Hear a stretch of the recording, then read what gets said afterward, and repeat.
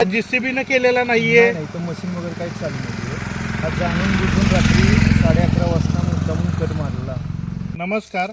खऱ्या अर्थानं आपण नामदार एकनाथजी शिंदे साहेब यांच्या स्वप्नातील 105 गावाचा विकास बघत असताना निवडणुकांच्या रणधुमाळीत काल खऱ्या अर्थानं रात्री 10:30च्या दरम्यान एक झालेला प्रकार जो आहे तो आपल्या सर्व याची दखल 105 गावातील जनतेनं घ्यावी.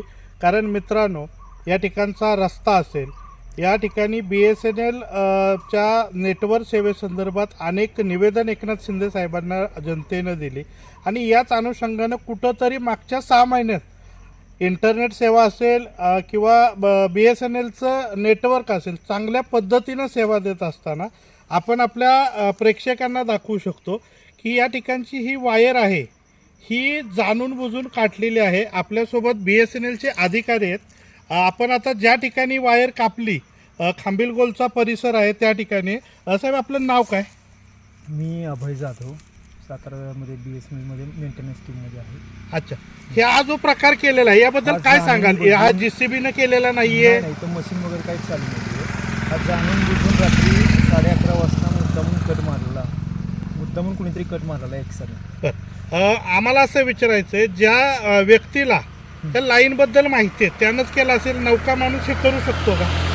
नाही, नौका माणूस हे करू शकतो, जे काय त्याचा असेल विषय. पण BSNL मधला माणूस तर असं म्हणजे कोण करणार नाही. ज्याला माहिती आहे की बाबा ह्या केबलवरती खालचं नेटवर्क आहे तो करू शकतो. कारण की या रस्त्याच्या कामाच्या वेळेस आम्ही बरीच लोक विचारायचे आम्हाला, त्यावेळेस म्हणायचे की त्यांना माहिती असायची की ह्या केबलवरती सगळं ते नेटवर्क आहे.